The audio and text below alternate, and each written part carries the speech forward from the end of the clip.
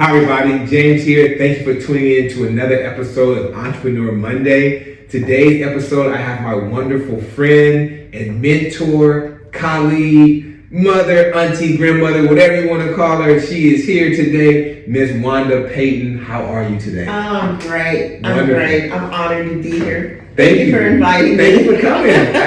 You're coming to all my different shows. I'm having a podcast, on the James show, on this show. I appreciate it. Yeah. Thank you. Yeah, I'm honored that you continue. This is my second visit. So Yes. This is very cool. Thank you. I appreciate that. I wanted to bring you on specifically to talk about this wonderful book that you have written, My Back Was Against the Wall. And one, I want you to tell the people, because I want as many people, that's what Entrepreneur Monday is about, bringing people to the product. You have a wonderful product. Give the people some insight as to one, why you ended up writing this book, and then we'll go further from there. Well, many of the people that are watching might know that I've been a coach for, a life coach and a career coach, performance coach. Right. For many years. I've coached thousands, really, because I'm old. I wouldn't say that. Older than number. You are young and youthful. I'm old, so I've been around a long time. Mature is a better word. Seasoned, not old. And during the process of coaching, it's really a give and take kind of whenever I'm coaching someone, I ask them to give me their hand, and so I can really touch and feel them, and I feel their energy, and then we begin to coach. And as I'm talking to them, so many of them over the years, they prompted me their plights in life and what they were going through, and the fact that during the time that we had a crisis in the real estate business when everybody was losing their home, including realtors. Realtors sitting in my office across from me who were saying, how can I go out and help somebody who I think might be in default when I'm in just maybe days or weeks from losing my own home, and they needed to be coached through that. And so all of those experiences caused me to one day want to put some basic concepts in this little book. It's only 5,000 words that could possibly be used as an inspiration. We all have something that I know I did, and I still do. Something you can pull upon or listen to, and you re-listen to, and you read and you reread, because life's in session and stuff's gonna happen.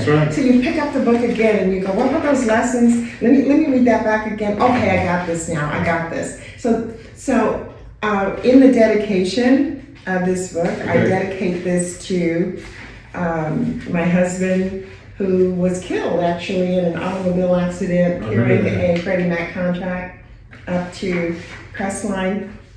And prior to his death, he had prompted me. He had, he said, you need to write a book on it. He encouraged you. He did. He encouraged me, inspired me. So I dedicate the book to Wanda Peyton. We married 24 years, and definitely my soulmate. He encouraged me to write the book, and then I also dedicated it to my daughters, who inspire me every day to be the best that I can. They challenge me, and then the challenge overcome is inspiration. I love it. I love them to death. Good deal. And my granddaughter, True, my only little biological granddaughter. And then I also dedicated it to the thousands of coaching clients, and that's what I'm talking about. That's the inspiration comes from. Yes. Who have been honored to allow me to coach them and mentor them throughout the years. It's a blessing for me as well as it was and is for them. So that inspired me. And then lastly, I dedicate this book to all the teachers and the mentors who appeared for me when this student was ready. As Buddha, there's a Buddha quote that says, when the student is ready, the teacher or the master will appear. Okay. I like it. Yeah. So that's basically the inspiration for writing this first book. and there will be more to come. Okay. So you took a culmination of your thousands of participants in your coaching, Yes. and what some of their issues are, because everybody has an issue. But some Everybody has an issues issue. stand out a little bit more than Yes. others, and the ones that stood out. Not only that, the ones that stood out, and you heard some consistently. Consistently. You address those in the book to help. Would you like to know what that was? Please, yeah. You put it in the book, you might as well know. Let's talk about it. That's what we're here for. Let's talk about it. We want people to get this book. Let's go. The biggest consistent issue throughout the course of my coaching Okay. has been self-belief and self-esteem.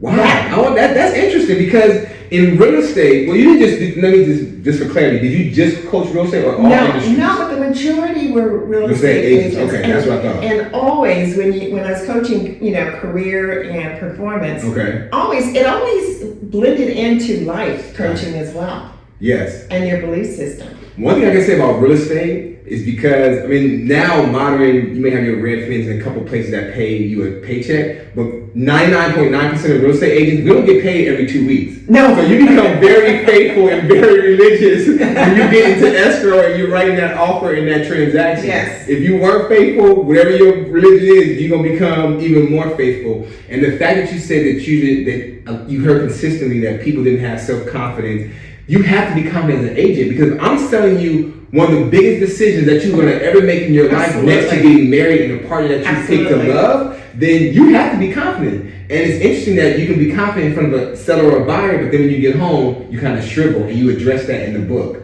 Yes. Your belief system has to be intact. Absolutely. And when I talk about emotional energy management, I'm also talking about it isn't just managing your thoughts alone. It's managing your thoughts in relationship to your belief system in a power greater than you. And that for me is God.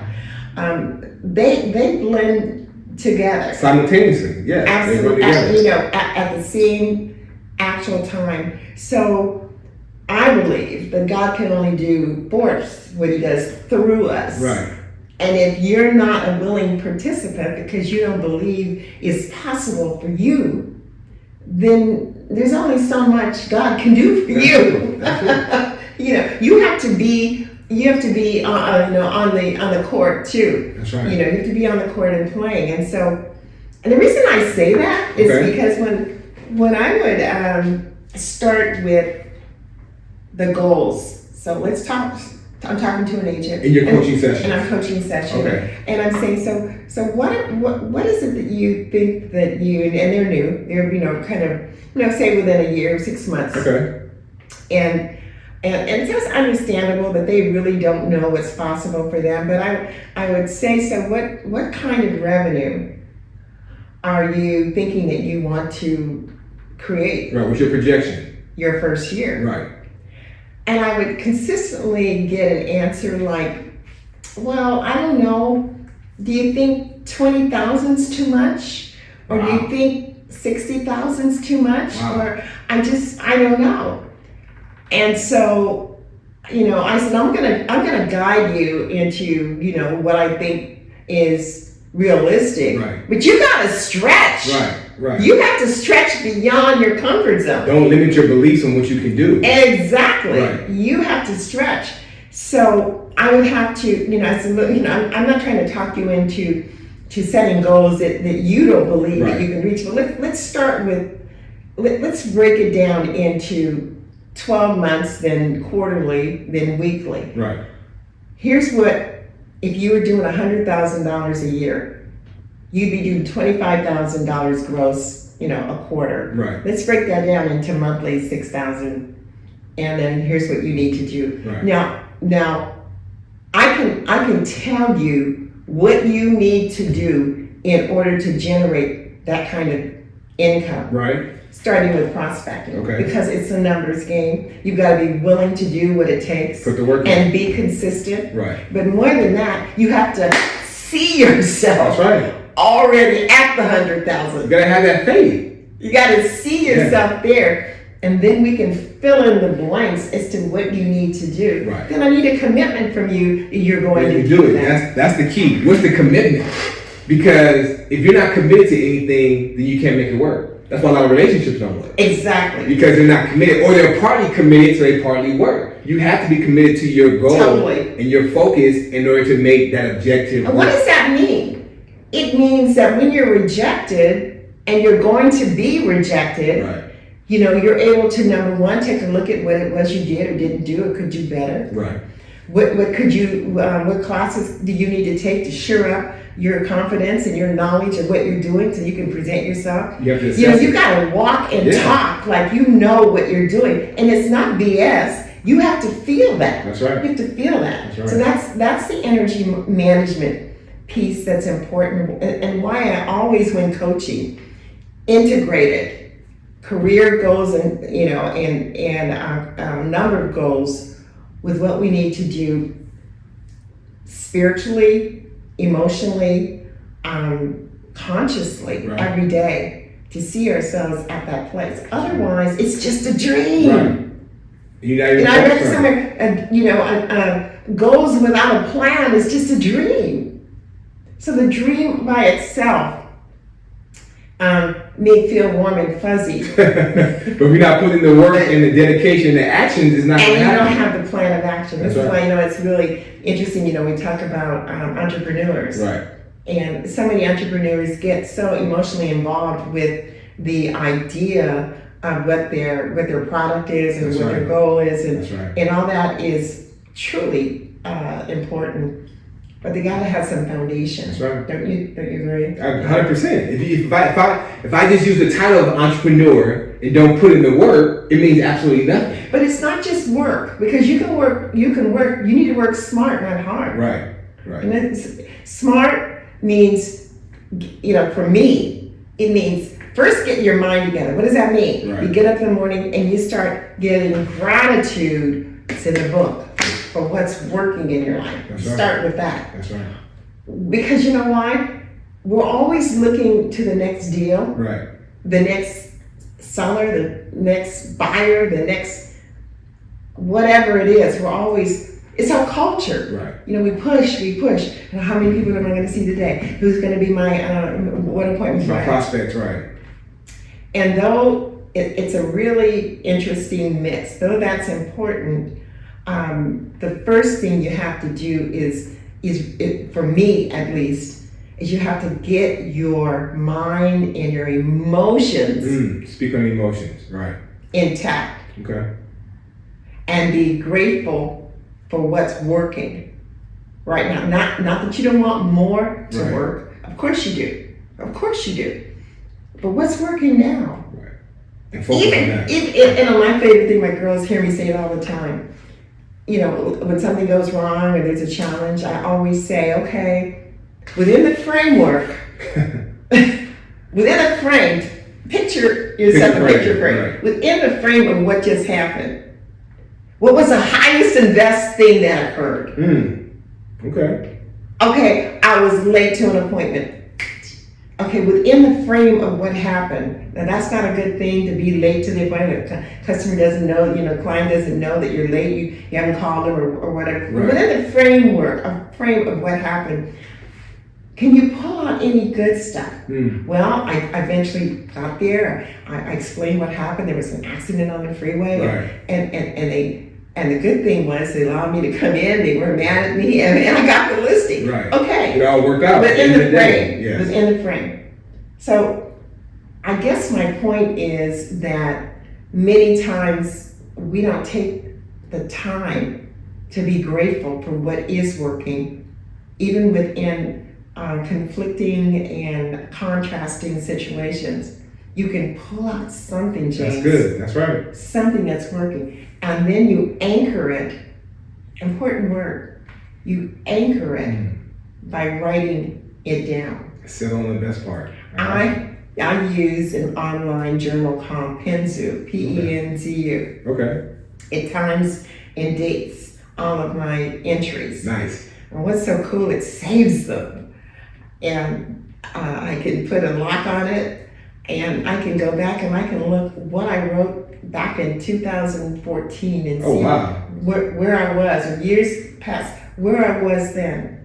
And you know what I love to do? I love to write when I'm in the middle. Let's say you've got some contrast and stuff going on, Right. and you write in your journal, this is what's going on in my life right now. Da-da-da-da-da, whatever it is. I'm having trouble in my relationship, or the children are acting up. Yeah. So-and-so, whatever the situation is. Whatever it is, you write it down. And I don't know what the answer and the solution is. You're writing this down. But I know that there's an answer. Right. And I know that to the degree that I align my finite mind to the infinite mind, I too will know what the answer is. I love that. And then you leave it there. And then you do something else I call an evidence journal. As you start to see the problem unfolding and solutions coming to you, and maybe the other individual comes to you and says, I'm sorry, I didn't mean to say that, or that wasn't working, I don't know what was wrong with me, or whatever the solution. You see the pieces coming together. You go back and you journal. Today they said they said this, they said that. And you give thanks because you can see the answer and the solution is manifesting. Right. The flower is blossoming. And then the gratitude journal.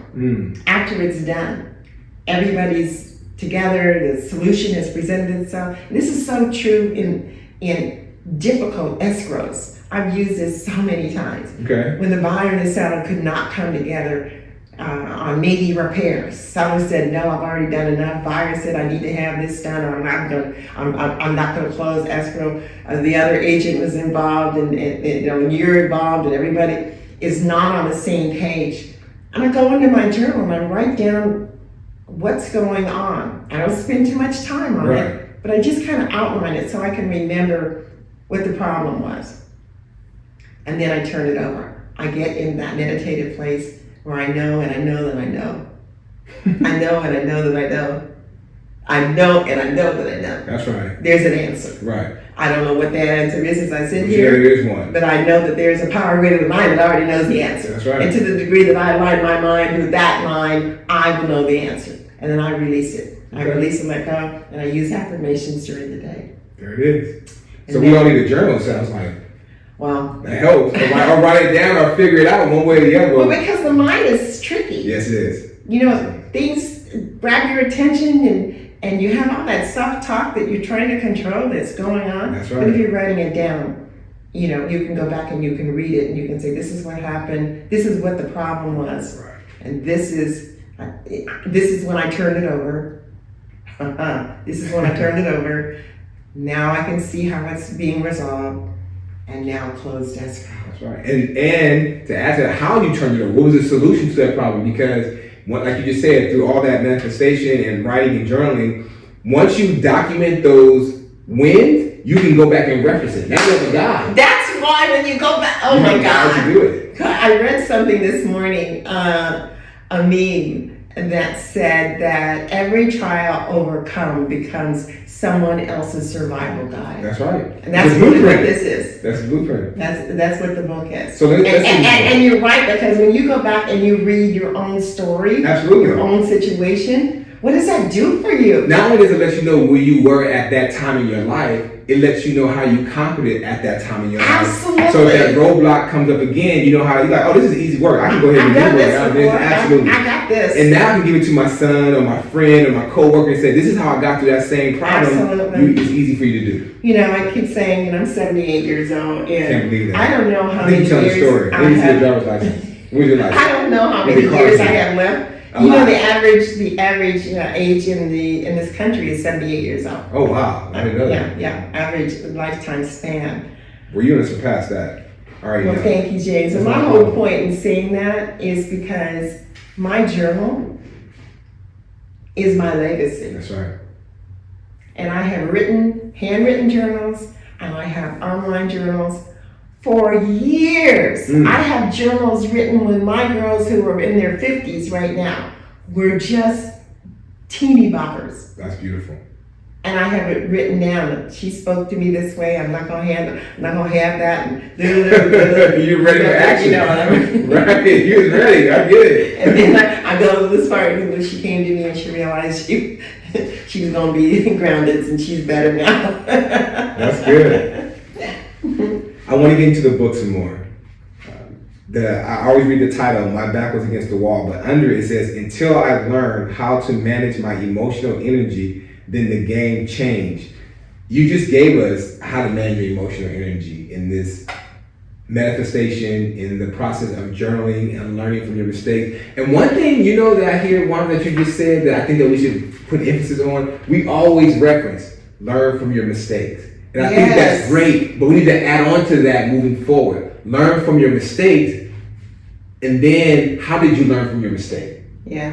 Because that's going to be exactly. What did you learn, and then how did you learn from the mistake to get past that mistake? Because we're going to always make mistakes. But instead of just always saying, oh yeah, you got to learn from your mistakes. Yeah, learn from it, but then practice what you learned in order to make sure that you repeat itself. What you're saying, instead of just saying, okay, well, I learned from my mistakes, I'm not going to do that again. Right. And what did you learn? Exactly. Yeah. Exactly. You have to document that.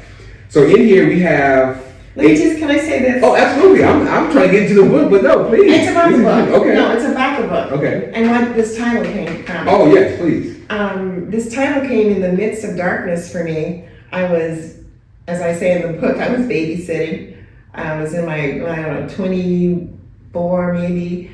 These 7 kids that, wow. two biological babies, and my husband had 5 kids. Mm-hmm. And they all, one day, and I mean it was like overnight, they all moved in. Oh, so wow. we were in a 2-bedroom house in Los Angeles on 71st and Western. I know exactly what that is. They all, and we were, needless to say, we were not prepared. Right, I'm sure. I mean, and there were clothes. I can remember making clotheslines across the living room so they have some place to hang their clothes and getting them back into school. And the day that I said, when things were the roughest and the worst, the challenges were the darkest. Right. I remember saying to a parent as I was walking her out the door, I was telling her what my situation was, and I said, but you know what? My back is up against the wall, and I am coming out of this. Go ahead. I don't know how. Right, but it's going to happen. But this is it. This is, when your back's up against the wall, you're right. You got to come out swinging. You got to come out. And you don't know. We're not like that, but yeah. Emotionally swinging, you know what I mean? Yeah. So that's where this title came from. Okay. My back is against the wall, and I'm coming out. Right. I'm coming out of this. You should put that in parentheses. I'm coming out swinging. That would have been good. All right, so let's go into some of the chapters. I want to dive into it. Here. We want people to purchase this book. Like you said, 5,000 words. 5,000 words. And you have an Audible out. And I have if you don't like to read, listen to the Audible, your iPhone, your iPad, Android, and you don't have computer. to be an Audible member either. Oh, really? No, you can pick it up on iTunes. Okay, and then just download it for free and listen to it.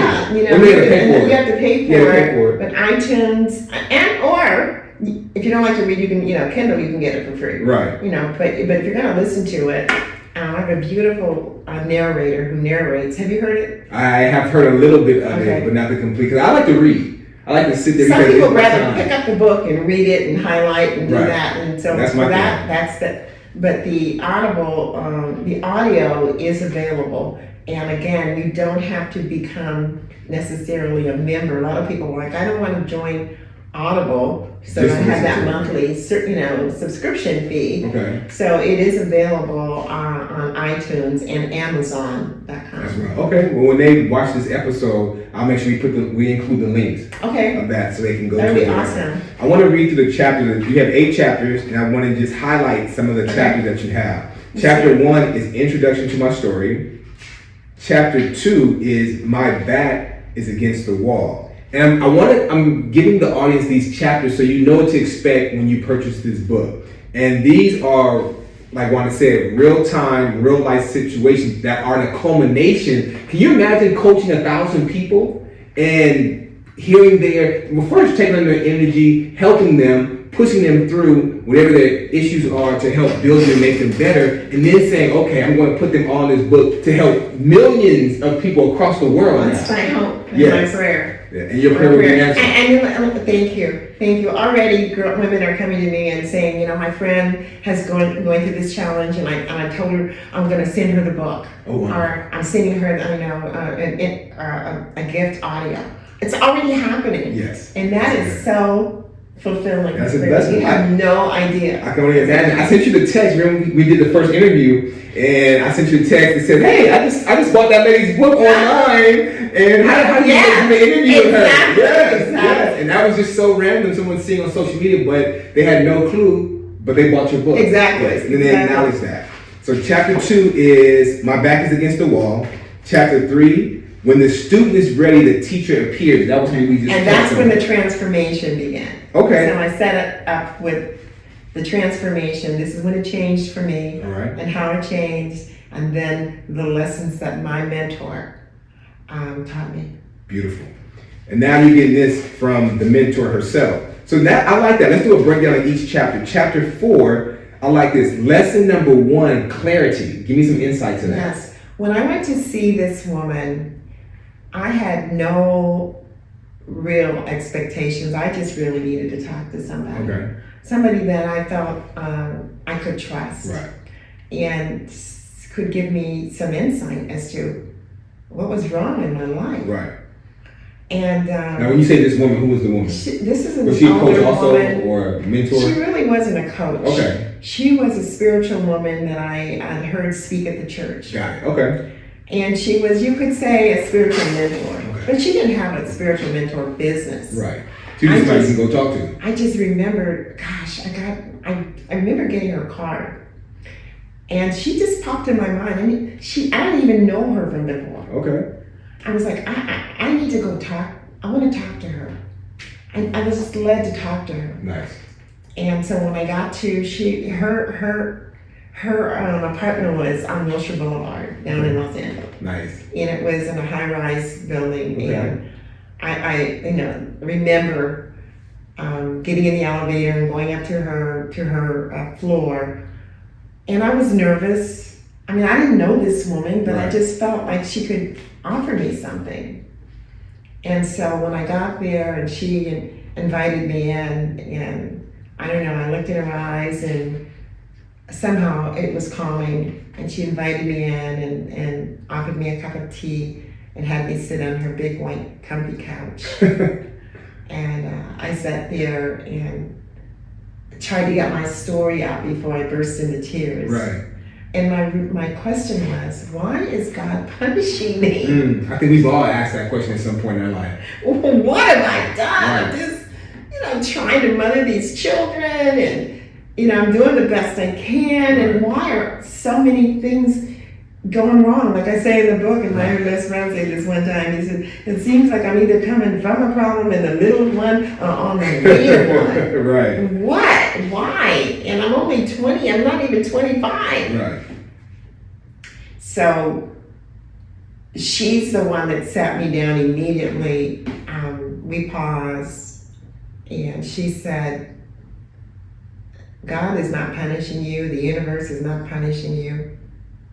But if you think you're a victim, you become one. Wow.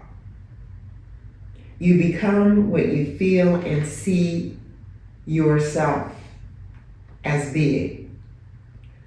And she said, if you want things to change, Wanda, in your life, you're going to have to begin to see yourself beyond your circumstances, your current, present circumstances. Teach that. And she's telling me this, and I'm like, how do you do that? Right. You mean the blueprint. Tell me about it. Talk to me. Right. Is that even possible when so much is going wrong? And she talked a little bit longer about the power of thoughts in creating events, circumstances, and situations in our lives. Wow. And by the time I finished with her, I had to go get my kids. They were still in elementary school. One was at the babysitter, wasn't even in school yet. I'm driving home, and I'm saying to myself, so I'm the reason for all my problems? Me? Am I the problem? They had that son on TikTok. Am I the problem? I'm the problem. really? Right. Let me think about that. Right. It gives you How some is that self-realization. possible? Yeah, I get it. But it seems like it's probably true. Because everywhere I go I. Right. Everywhere I go I. So that's a consistent denominator, is that I am going into all of these problems, and so it gave me something to ponder, but it wasn't enough. And she said, knowing I had no money to coach, to pay for her coaching or mentor. If we begin to coach together, if you would like to come back, and we can continually call it coaching. Right. And come back and talk. I'm not going to charge you. Wow. If you promise me that once you really embrace these concepts and you feel, you see your life beginning to make a shift, that you will pass these principles on to someone else. And that's what you did. And that's what I've done my entire life. I love it.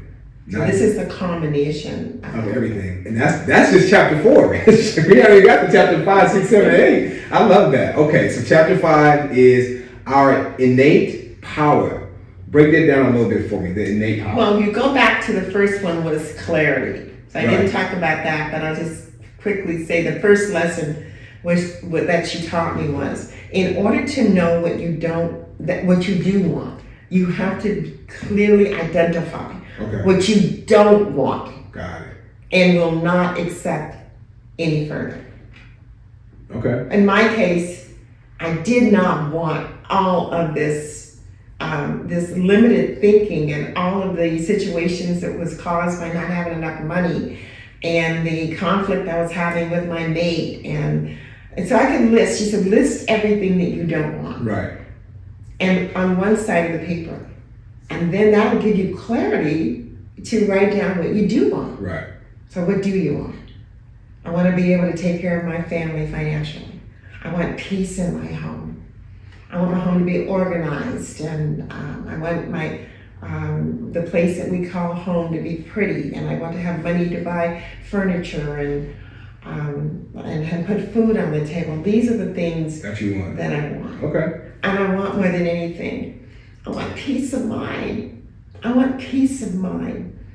I want to know that I am in that spiritual place where I'm growing spiritually, and peace of mind leading to joy and happiness. Okay. And that's the clarity. And that's the clarity. I love it. All right. So we're on chapter 5, our innate power. Break that down a little bit for the innate power. So then what she said was, so what you have to realize is that you're not trying to go after power. Right. You got the power. Got it. It came, the software came with your birth. You just have to load it. You just have to load it and use it. Yeah, and some of us don't realize, like, oh damn, this was in the package? I didn't know it was downloaded the whole time. They didn't know. Exactly. Yeah. Exactly. So we have to get that done. And so we and I write about when Marianne Williamson, which I think I quote her here. Okay. When she says, our biggest fear, I think it's here, our biggest fear is not being, I don't want to misquote her, but she said our biggest fear in life is that we don't realize our power, our beauty, that we are made in the image and likeness of God. That's right. Who are we not to be beautiful? Who are we not to be famous? Who are we not to be wealthy and abundant and prosperous? Who are we not to be? That's right. And the more that we are, we give others, when our light shines, we give others encouragement to allow their light to shine. That's right. Help one, lead one, bring one, teach one, all of the above. Chapter 6 is getting into action. That's self-explanatory. It's time for some action. I love that because you've been active from what I'm hearing the story now since 20 and younger. Up until now, you've been consistently going. Here's the, once lesson 1 had been enacted or activated, lesson 2, realizing my innate power, getting into spiritual alignment. Right. then I was open to receive creative and inspiring ideas. Okay. And so out of nowhere, you might say, getting into action was this phone call that I got from, my husband and I got from a friend we hadn't spoken to in years, who said, hey, you guys, I know that your husband's involved in security, and I know that, you know, you guys could do this. I'm in charge of contracts for this company, and I think you guys can handle this contract, but I know you don't have a company yet, but why don't you get your license and, you know, and submit a proposal, and I think I could be influential in getting you this big security contract. Wonderful. Now, it's not that I grew up as a young girl saying I want to open up a security guard company. But it's an opportunity. It was an opportunity that came my way, and when he said that, and we started to apply for the license from the Department of Collections and Investigative Services, and we got the license, I knew, you know how you know, and you know that you know. That feeling, that's right. It was like, I've done all of my preparation, spiritually, emotionally. I've been managing my emotional energy. I've been giving things in advance for the good that's coming my way. I've been working on myself. That's right. And look what's happening. An opportunity has presented itself to me. So we ran with that. And I knew this is, in my heart, in my mind, I said, this is going to change our life. That's right. This is going to change my family's life. I even thought I was young, you know, I was in my 20s. We're going to be millionaires. And we got the license. We submitted the proposal, and we were rejected. Oh wow! And why would we get it? We didn't even have any guards. It was just, you know, it was like we wanted it so bad. We said we could do whatever we need to do. We'll hire some guy. We'll get it. We'll figure it out. We'll figure it out all the way.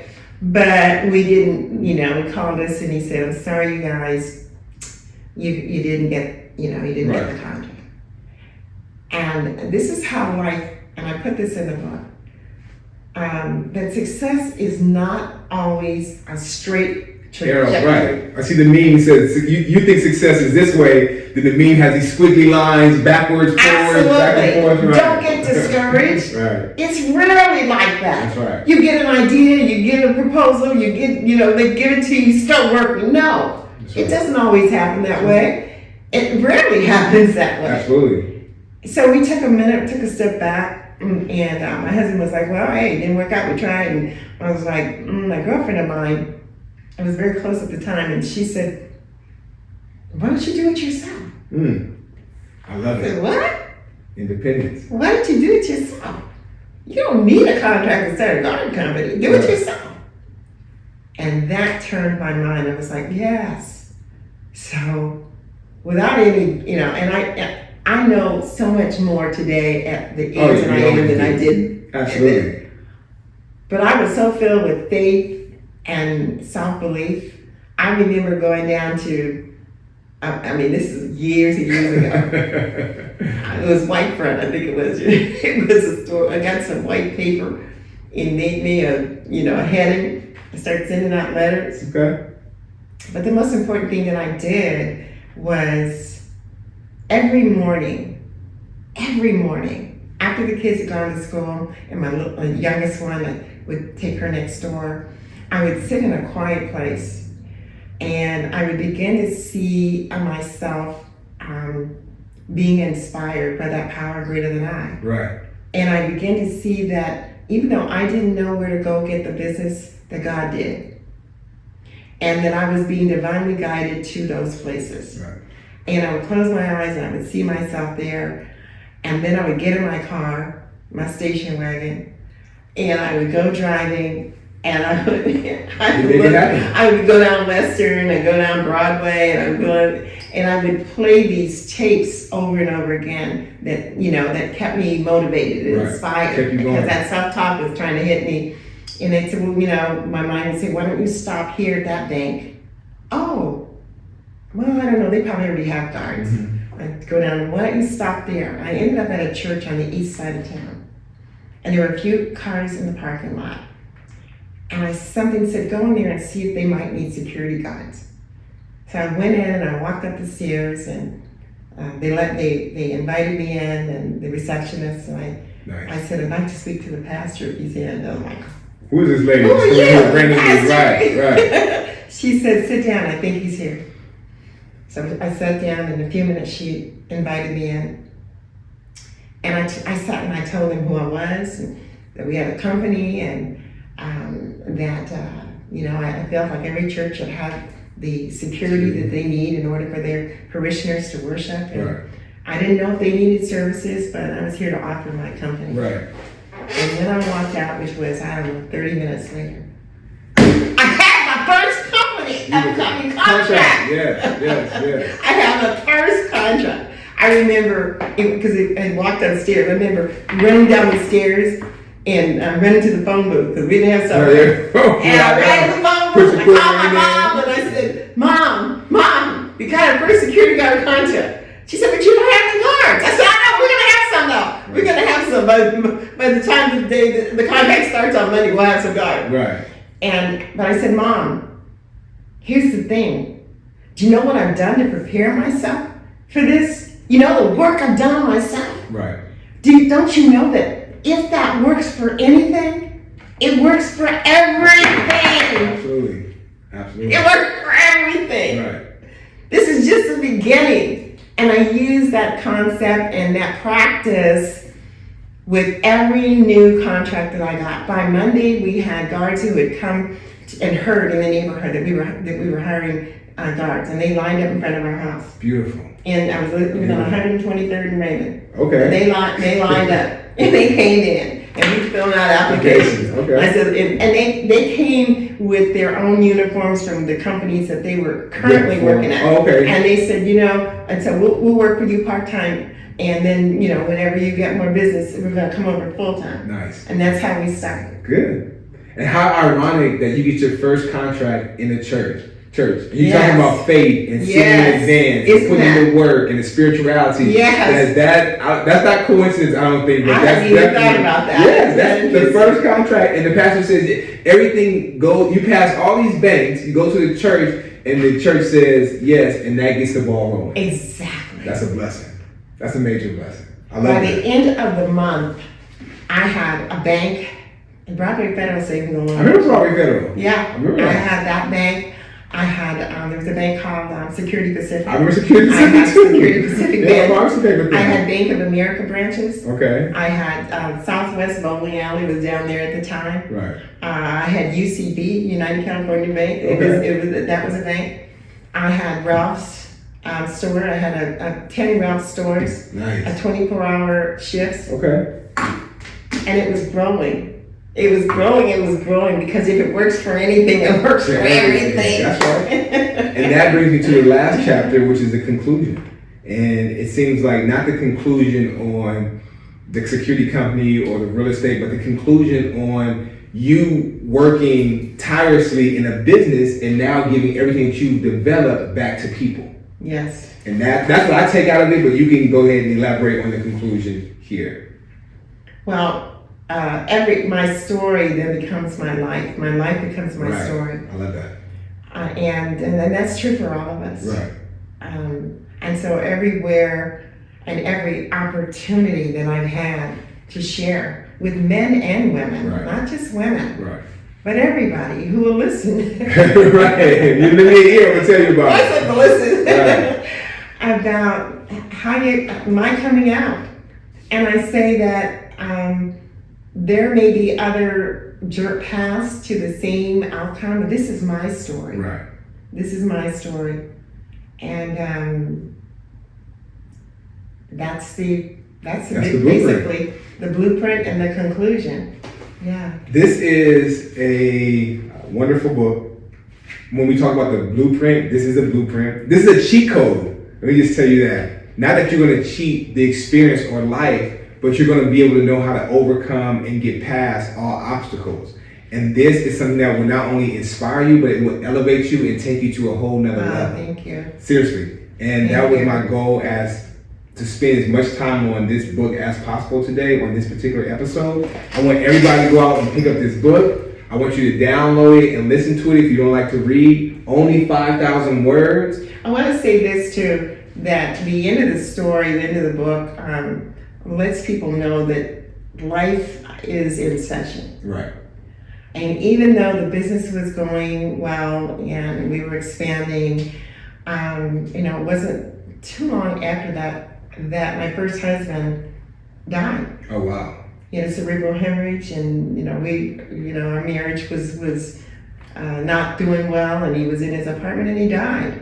Sorry. And so, learning to handle life on life's terms, it wasn't that everything turned out to be rosy because I went into business, but I had the blueprint, even during that time, right, to get through that situation and be there for my children. There it is. And his children. That's beautiful. And this is the blueprint. So you get the blueprint from the blueprint. No, you get the blueprint from the engineer. That's what this is. You get the blueprint from the engineer. And we want you all to support it. So thank you, Wanda. Thank you so Thank much you for taking the time. No, I want it. We love it. We love it. Every time I hear it, or I'll go back and watch clips, or as I'm editing clips, I'll listen. I'm like, damn, this is really good. Let me share this one. How many views can we get from this one? Because we want to let people know that you are a true gem and a blessing, and everything that you have to offer, we want the community to receive it. We want the world to receive it and give it back to you in tenfold, and just say thank you. Thank you so much. Thank you. I appreciate it. Until the next time, make sure the podcast next week, Wanda's going to be on there talking about relationships. It's a totally different ball game, a little bit, we're going to talk about self-esteem. Self-esteem. And the relationships are going to come into play. That is. But that's going to be the unfiltered version of all of this. So stay tuned, pick up the book, and thank you. Thank you.